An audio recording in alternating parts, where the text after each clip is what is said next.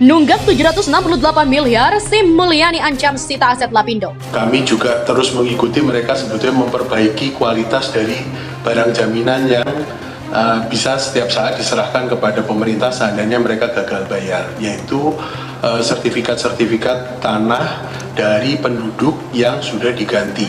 Tentu kalau yang sudah prioritas adalah yang memang sudah jelas dan ada hak tagihnya yang kita lakukan saja. Semuanya prioritas karena kan sudah 20 tahun.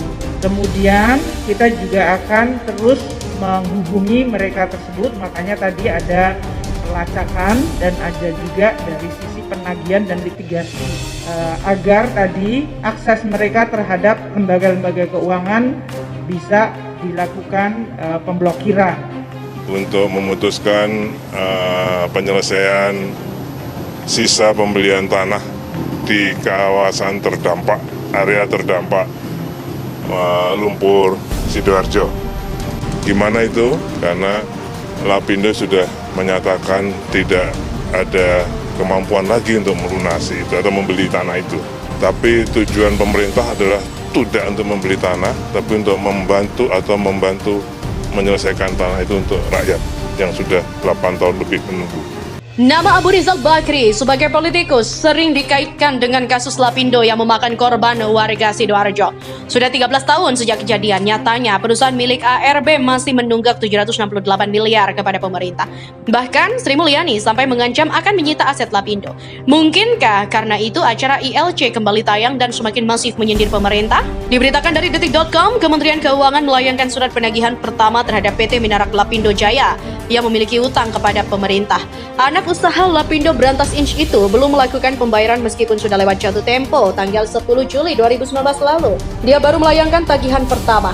Demikian kata Dirjen Kekayaan Negara Kemenku Isara Matarwata di kantornya Jakarta. Hingga saat ini, kata dia, Lapindo baru membayar utang kepada pemerintah sebesar 5 miliar. Kemenku juga belum mendapatkan kepastian dari pihaknya kapan melanjutkan pembayaran. Namun, Lapindo intens berkirim surat ke Kemenku untuk menyatakan komitmennya melunasi hutang. Total dana talangan yang harus digantikan pihak Minarak Lapindo Jaya sebesar 773,382 miliar. Dengan demikian, maka Lapindo harusnya masih memiliki hutang sebesar 768 miliar. Sebelumnya, CNBC-Indonesia.com juga memberitahukan kalau semburan lumpur Lapindo selama 13 tahun telah menyodot 11 triliun APBN. Tercatat sudah sejak tahun 2006 pemerintah menganggarkan dana yang cukup besar untuk ganti rugi korban lumpur Lapindo Sidoarjo. Dana itu juga dituangkan dalam APBN pada pos anggaran untuk Badan Penanggulangan Lumpur Sidoarjo. Apabila jumlah APBN dari 2006 sampai 2017, pemerintah telah menganggarkan dana sebesar 11,27 triliun untuk penanggulangan bencana lumpur Lapindo,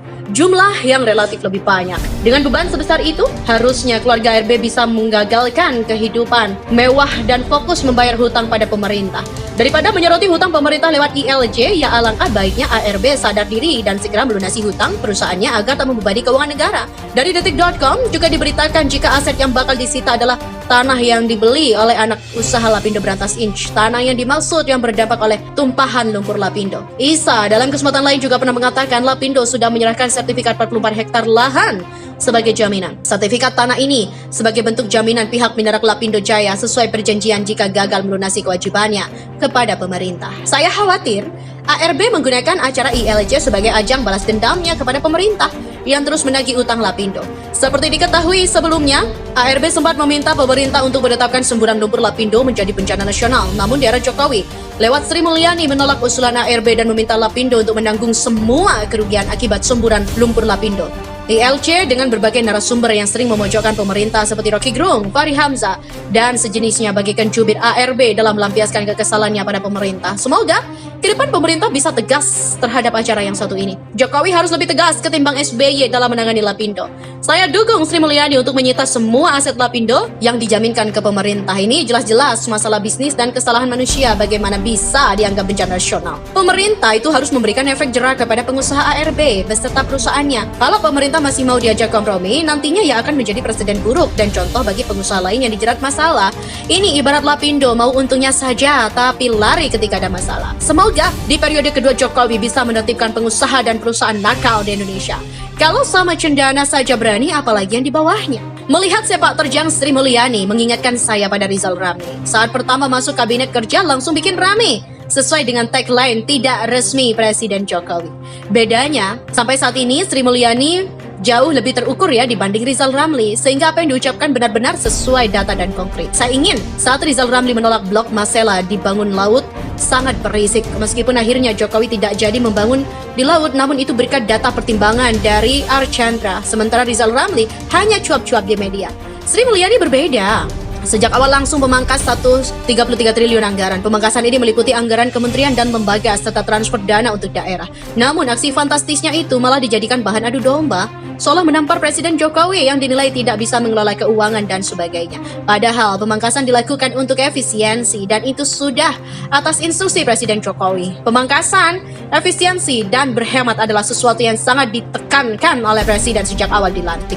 Dimulai dari mencabut subsidi BBM sampai pemangkasan anggaran kementerian sudah pernah dilakukan sebelum kedatangan Sri Mulyani.